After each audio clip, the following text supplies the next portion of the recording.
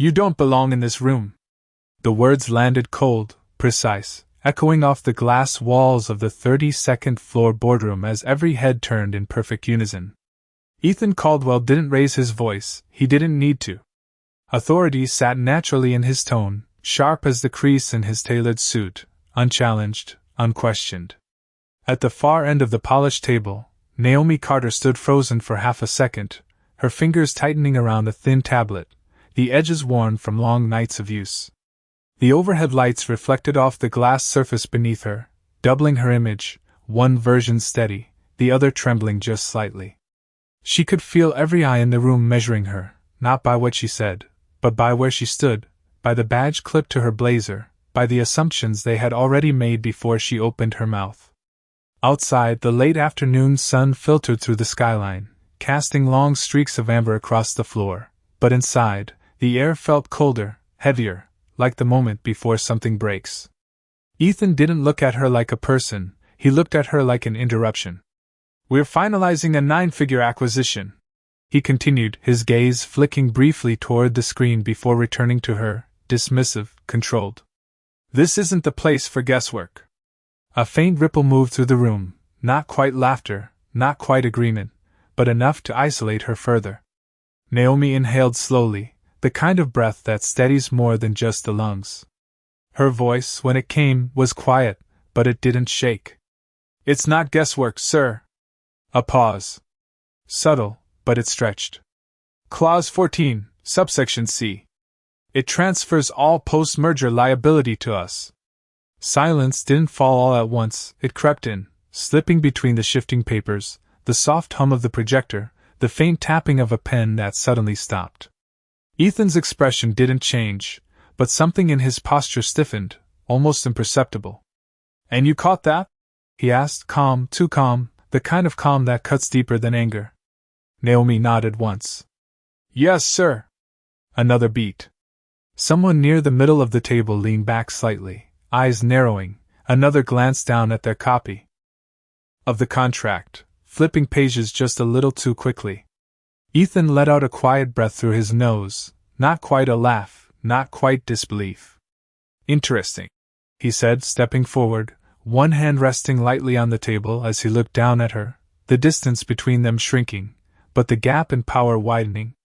Because our legal team, our senior analysts, and every executive in this room reviewed that document. His eyes locked onto hers, steady, unyielding. And yet somehow, you're the only one who thinks there's a problem. The words hung there, heavy, deliberate. Naomi didn't look away. The city outside glowed warmer as the sun dipped lower, but inside, the lights seemed to harden, outlining every face, every reaction, every silent judgment. And for a moment, the entire room balanced on a single, fragile edge, waiting to see if she would step back, or stand her ground. Naomi did not move, not yet, even as the weight of Ethan's words pressed into the room like a closing door. The tablet in her hands felt heavier than it should have, the thin glass edge cool against her fingertips, grounding her in a moment that seemed to stretch longer than it was. She could feel the quiet tension ripple outward, executives shifting in their seats, the faint rustle of paper breaking the stillness as a few began to scan their copies again, slower this time, more carefully. Naomi had seen that look before, not in rooms like this, not with polished marble tables and skyline views stretching for miles, but in smaller places, quieter ones, where people dismissed what they did not expect to hear. She knew what it felt like to be overlooked, to be measured before being understood. It had started long before this room, long before the badge clipped to her blazer that labeled her as temporary, as junior, as someone passing through.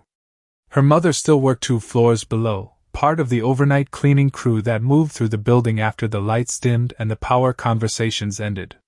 Naomi used to sit in empty conference rooms just like this one, long after everyone had gone home, reading through discarded printouts left behind in recycling bins, financial reports, contract drafts, pages filled with numbers that did not intimidate her the way people sometimes did. She learned patterns in silence, taught herself how to follow a clause from beginning to end, how to notice when something did not align, when a number carried more weight than it should. Back then, no one watched her, no one questioned her presence, And maybe that was why she had learned so much. Now every movement felt observed, every breath accounted for. Ethan straightened slightly, his hand still resting against the edge of the table, his expression composed but distant, as if he had already decided how this moment would end. "You are new here," he said, his voice even, controlled, but edged with something colder, something final. "Second week, if I recall correctly?" Naomi nodded once. "Yes, sir." The acknowledgement did not weaken her voice, but it did not strengthen her position either. It simply existed, factual, undeniable. Around the table, a few eyes dropped, others lingered, curious, cautious, waiting to see how far this would go. One of the senior analysts adjusted his glasses, flipping back to the section Naomi had mentioned, his fingers slowing as he reached subsection C, his brow tightening almost imperceptibly. He did not speak, not yet, but the shift was there, subtle but real. Naomi noticed it, even if no one else did. Ethan followed none of those movements, or if he did, he chose not to show it. His focus remained fixed on Naomi, unwavering, like a line drawn in place. "We rely on expertise in this room," he continued, his tone carrying the quiet authority that had built his reputation. "Experience. Review. Consensus." Each word landed with intention. "Not instinct." Naomi felt the words settle, but they did not shake her the way they were meant to. Instead, they clarified something inside her, something steady and rooted. "It is not instinct," she said softly, her eyes lifting to meet his again. "It is written." The room held its breath, not loudly, not dramatically, but in that subtle way where even the air seems to pause. Somewhere near the far end of the table, a pen stopped mid-tap. The city beyond the glass continued without interruption, cars moving like distant currents, unaware of the shift unfolding 32 floors above them. And in that suspended moment, Naomi stood exactly where she was, not stepping back, not stepping forward, but refusing to disappear. The silence did not break all at once, it shifted, like something unseen moving beneath the surface, subtle but undeniable. A senior analyst near the center of the table leaned forward, his chair rolling a few inches across the polished floor with a soft, controlled sound. His fingers traced down the page, slower now, more deliberate, stopping exactly where Naomi had said. Clause 14. Subsection C. His lips parted slightly, not to speak, but to reread, to confirm what his eyes were already beginning to understand. Across from him, another executive adjusted the angle of the document, the overhead light catching the fine print, illuminating lines that had been skimmed too quickly before. No one announced the shift, but it spread quietly, one person at a time, like a realization no one wanted to claim first. Ethan remained still at the head of the table, but his gaze flickered, just for a fraction of a second, toward the movement he could no longer ignore. It was not doubt yet, not fully, but it was no longer certainty. "Is there a concern?" he asked, his voice calm, but tighter now, less absolute than it had been moments ago. The analyst hesitated, his throat moving as if weighing more than just words. "It is unusual," he said carefully, choosing each word as if it carried weight. "The phrasing could be interpreted as a full transfer of post-merger liability." A quiet inhale moved through the room, not loud enough to be heard, but present in the way shoulders stiffened, in the way eyes lifted from paper to faces. Ethan's jaw tightened, the smallest shift, but enough to register. "Could be interpreted," he repeated, his tone measured, but edged now with something sharper, something closer to control than confidence. "Or is." The distinction hung there, precise and unforgiving. The analyst did not answer immediately. He looked back down, scanning again, slower, more thoroughly, as if hoping the words would rearrange themselves into something safer. They did not. "It is," he said finally, quieter this time. No one moved after that. The projector hummed softly in the background, the screen still displaying projections that suddenly felt less certain, less grounded. Naomi stood where she had been, her posture unchanged, her hand steady now, not because the moment had eased, but because it had clarified. She was no longer speaking into doubt, she was standing inside proof. Ethan turned his attention fully back to her, studying her in a way he had not before, not as an interruption, but as a variable he had not accounted for. "How long did it take you to find that?" he asked. The question was simple, but it carried something different now, something closer to calculation than dismissal. Naomi met his gaze without hesitation. "About 20 minutes," she said. A faint shift moved across a few faces, surprise, disbelief, something unspoken but shared. 20 minutes against weeks of review. Ethan's fingers tapped once against the table, a controlled, almost mechanical motion, but it did not repeat. The room waited, not for confirmation anymore, but for consequence. And in that suspended space, the balance of power, once so clearly defined, began to tilt, not loudly, not dramatically, but in a way that could not be reversed once seen. The air in the room changed, not dramatically, but in a way that made every small movement feel louder than it should have been. Papers no longer shifted casually, they paused mid-turn, held between fingers as if waiting for permission to continue.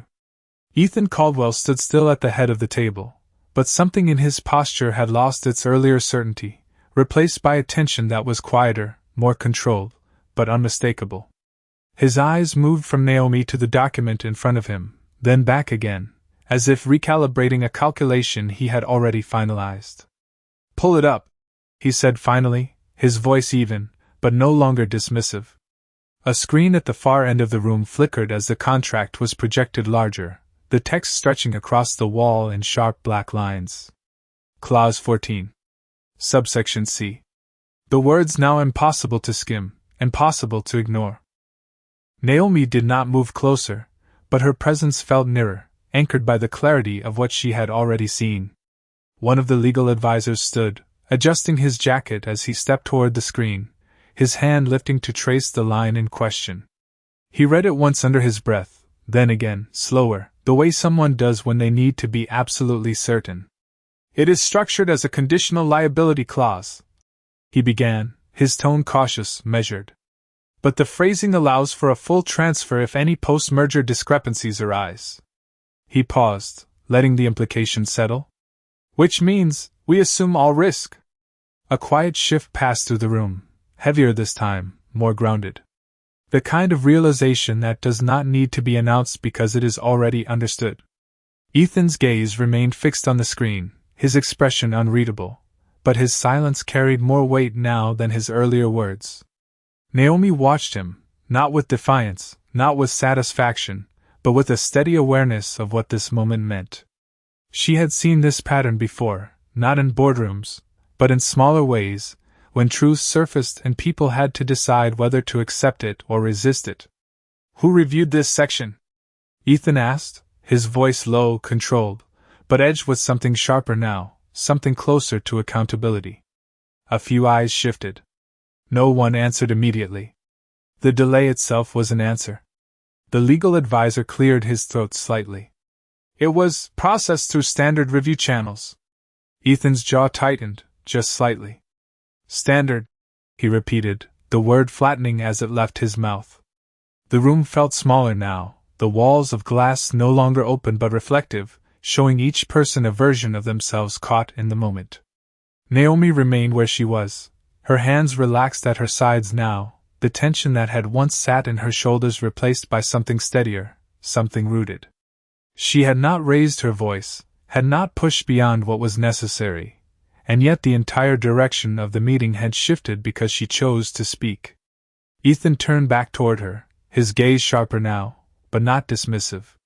Evaluating. Reconsidering. "Walk me through it," he said. The words were simple, but they carried a weight that had not been there before. Not a command meant to silence, but a request that acknowledged something he could no longer ignore. Naomi stepped forward then, just one step, the sound of her shoes against the floor quiet but clear. The room followed her movement without meaning to, attention drawn not by her position, but by what she represented in that moment. And as she lifted her tablet slightly, preparing to explain, the balance of the room settled into a new shape, one where her voice was no longer an interruption, but the only one that mattered. Naomi stepped closer to the screen, the glow of the projected contract reflecting faintly in her eyes as she lifted her tablet, her fingers steady now, not because the pressure had eased, but because the truth no longer depended on how she felt. "It is not just the clause," she said, her voice calm, clear, carrying across the room without force. "It is how it connects to the surrounding language." She tapped once on her tablet, then gestured slightly toward the screen. "The wording here suggests flexibility, but when you follow it through the enforcement section, it removes any limit on post-merger liability." A few heads turned back to the document, tracing the path she described, slower this time, more carefully, as if the lines themselves had shifted since they last read them. The legal advisor leaned in closer, his hand hovering just inches from the screen, not touching, but following along as Naomi spoke. "If a discrepancy appears after the merger," she continued, "even one outside our direct control, the responsibility defaults entirely to us. There is no cap. No shared accountability." The words settled heavily, not dramatic, but undeniable. Ethan watched her without interruption, his expression controlled, but the absence of dismissal spoke louder than any reaction he could have given. Naomi did not rush, did not over-explain, she simply followed the structure she had already mapped in her mind hours before, sitting alone under dim office lights, when no one had been watching, when no one had questioned her presence. "And here," she added, her finger pausing over another section. "The language that looks like protection is actually conditional. It only applies if the opposing party acknowledges fault, which is not guaranteed." A quiet exhale moved through the room, subtle but present.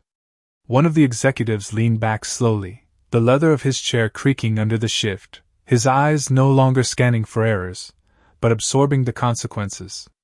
The numbers on the screen, once projections of growth, now carried a different weight, potential losses hidden behind confident assumptions. Naomi lowered her hand slightly, letting the explanation settle, not forcing it, not filling the silence that followed. She had said what needed to be said. Across the table, the senior analyst who had first noticed the discrepancy swallowed, his gaze fixed on the page, his earlier confidence replaced by something quieter, more cautious. "We missed it," he said finally, the words barely above a whisper, but clear enough to carry. No one corrected him. No one disagreed. The room accepted it in silence. Ethan's hand moved once against the table, a controlled motion, fingers pressing lightly into the polished surface before lifting again. He shifted his stance, not dramatically, but enough to signal a change that everyone felt even if no one acknowledged it aloud. His gaze moved from the screen back to Naomi, and this time there was no trace of dismissal left, only calculation, recognition, and something else that had not been there before, something closer to restraint. "If we had signed this," he said slowly, his voice measured, each word deliberate, "what would the exposure have been?" Naomi did not hesitate. "Potentially the full value of the merger, sir," she replied, her tone steady, factual. 9 figures, depending on how the liabilities unfolded. The number did not need emphasis. It hung in the air on its own, heavy enough. A quiet stillness followed, deeper than before, not the silence of uncertainty, but the silence that comes after something has already been decided. Ethan's jaw tightened slightly, the only visible sign of the weight settling in. Around the table, no one moved to speak, no one reached for their phones or their notes. The room had shifted completely now, not just in direction, but in focus. And at the center of it stood Naomi, no longer the interruption at the edge of the room, but the one person who had seen what everyone else had missed, the one voice that had changed everything without ever raising itself above calm. The room did not erupt, it did not fracture into noise or reaction, it settled into something quieter, heavier, like the moment after a truth has already taken its place and no one can move around it.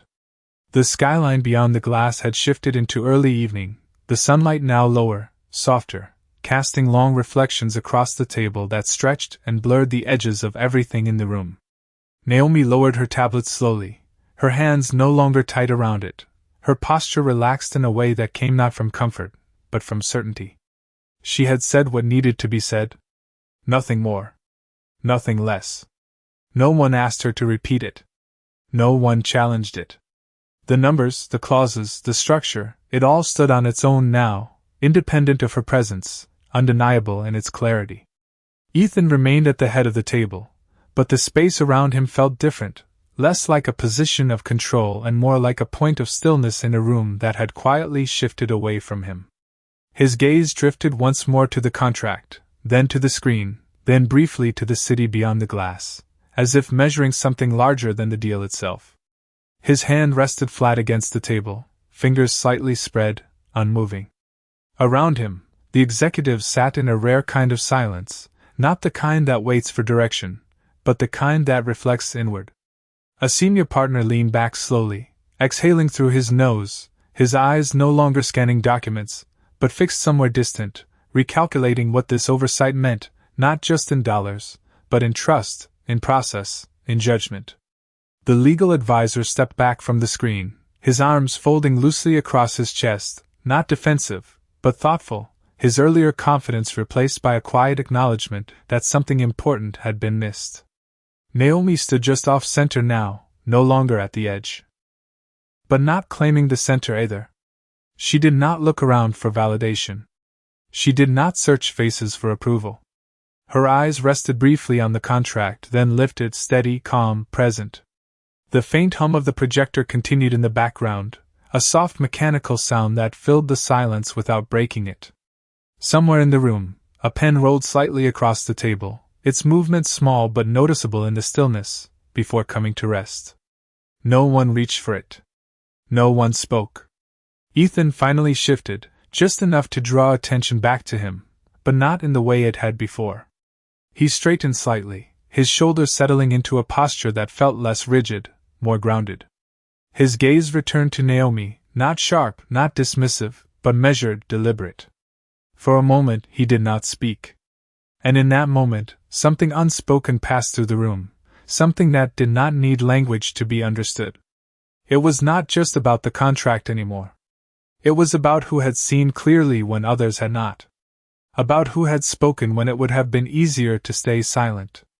Naomi remained exactly where she was, her presence quiet, but undeniable, like a point of light in a room that had just adjusted to a different kind of vision. And as the last traces of daylight softened against the glass, the silence itself became the message, not empty, not uncertain, but full, complete, and impossible to ignore. The silence did not last forever, but when it broke, it did not shatter, it shifted slowly, deliberately, like a door opening to something no one had planned for. Ethan Caldwell exhaled once, controlled, but heavier than before, his fingers lifting from the table as if releasing something unseen. He looked down at the contract again, not scanning, not reviewing, but absorbing, letting the full weight of what had almost happened settle into place. 9 figures. A decision that would have been signed in seconds. A mistake that would have taken years to undo. And the only person who had stopped it stood quietly a few feet away, not asking for recognition, not demanding anything at all. Ethan's gaze lifted, settling on Naomi again, but this time there was no distance in it, no separation created by title or position. Just focus.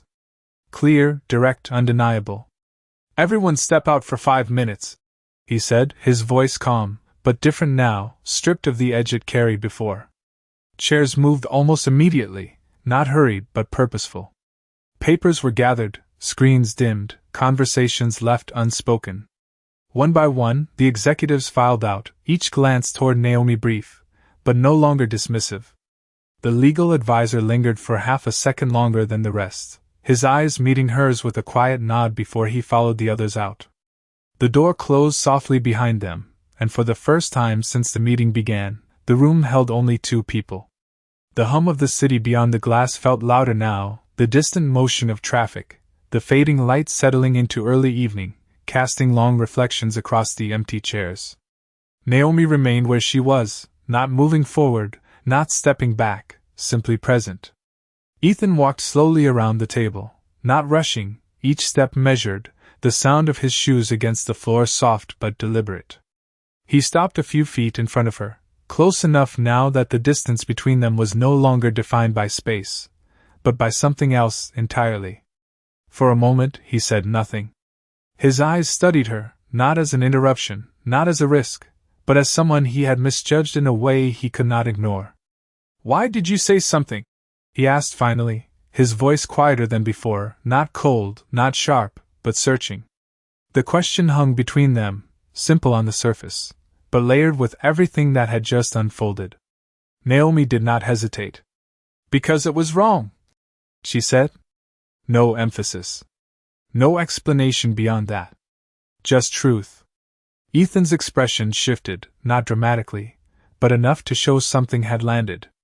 "You could have stayed quiet," he said, almost to himself, his gaze drifting briefly toward the empty chairs, the space where dozens of experienced professionals had said nothing. "It was not my responsibility to stay quiet," Naomi replied, her tone steady, grounded, not defensive, not proud. Just certain. The words settled deeper than any report or projection could have. Ethan looked at her again, and this time, something changed in the way he held that gaze, something that no longer measured her against her position, but against her action. Against what she had done when it mattered. Outside, the last line of sunlight slipped below the skyline, leaving the glass walls reflecting only the room itself, the two figures standing within it, and the quiet realization that the balance had fully shifted, not because someone had taken power, but because someone had chosen truth when no one else did. The room felt different now, not because anything had changed physically, but because something invisible had shifted into place and refused to move back. Ethan Caldwell remained standing a few feet from Naomi, his posture no longer rigid with control, but grounded in something quieter, something more aware. The glass walls around them reflected only the two of them now, the long table empty, the chairs pushed back slightly, as if the room itself had stepped aside to make space for what mattered. For a moment, neither of them spoke. The hum of the building settled into the background, the distant sound of elevators moving, faint footsteps in the hallway beyond the closed door, all small reminders that the world outside had not paused, even if this moment had. Ethan drew in a slow breath, his gaze lowering briefly before returning to Naomi, not avoiding, not deflecting, but steady. "I was wrong," he said. The words were simple, unembellished, but they carried more weight than anything he had said earlier in the room. They did not come easily, that much was clear, but they came without hesitation once spoken. Naomi did not react immediately. She did not shift her stance or soften her expression in response. She simply listened, her eyes steady, her presence unchanged. Ethan continued, his voice quieter now, stripped of authority, left with something more human. "I dismiss you without understanding what you were saying. I saw your position before I saw your work." He paused, the admission settling between them, not as a performance, but as something real, something he could not undo, only acknowledge. Naomi held his gaze for a moment longer. Then gave a small nod, not in acceptance, not in approval, but in recognition that the truth had finally been spoken from both sides. "Thank you for saying that," she replied, her voice calm, measured, carrying no edge, no resentment, just clarity. Ethan's shoulders shifted slightly, as if something had released, not fully, but enough to change the way he stood. He glanced toward the table, toward the contract that had nearly been signed, then back to her. "You saved this company from a mistake that should never have been missed," he said. "And you did it when it was easier to stay silent." Naomi's eyes moved briefly to the screen, then back to him. "I did what anyone should have done," she said. Ethan gave a faint, almost imperceptible shake of his head. "Not everyone did," he replied. The words were not defensive, not deflecting, just factual. He reached into his jacket pocket, pulling out a pen, then hesitated for a fraction of a second before placing it down on the table instead of holding onto it. The gesture was small, but it carried a quiet meaning, a decision not to move forward without understanding, without care. "I want you in that room," he said, his voice steady again, but no longer cold. "Not as an observer. Not as a junior analyst. As someone whose voice is heard." Naomi did not respond immediately. The offer hung in the space between them, significant, but not overwhelming. She considered it for a moment, not with excitement, not with hesitation, but with the same calm clarity she had carried since the beginning. "Then listen," she said softly. The words were simple, but they carried a weight that reached beyond the room, beyond the moment, something that spoke to everything that had led them here. Ethan met her gaze again, and this time, he did not look away. The silence that followed was no longer heavy, no longer uncertain. It was steady, grounded, and for the first time since the meeting began, it felt like something had been set right, not by authority, not by power, but by the willingness to see what had been there all along. The door opened quietly, not rush, not dramatic, just enough for the outside world to return to the room in soft, measured steps. Executives filtered back in, one by one, their movements more careful now, their voices lower, as if the space they had left behind had changed in a way they could feel but not fully explain. The long table filled again, chairs sliding into place, documents returning to the surface. But the energy was no longer the same. Naomi stepped back slightly from the center, not retreating, but allowing the room to settle around her. She did not seek attention, did not claim the moment, she simply remained present, grounded, as she had been from the beginning. Ethan returned to his position at the head of the table, but the way he stood carried a quiet difference, less rigid, more aware. His gaze moved across the room once, not asserting control, but gathering attention with a calm that did not need to demand it. "We are not moving forward with this agreement," he said, his voice steady, clear, leaving no space for confusion. A few heads nodded immediately, others followed a second later, the decision accepted without resistance. The contract that had once seemed certain now lay untouched, its pages no longer a path forward, but a reminder of how close they had come to a mistake no one had seen. Ethan's eyes shifted briefly toward Naomi, then back to the group. "We will be reviewing every section again," he continued, "with a different level of attention."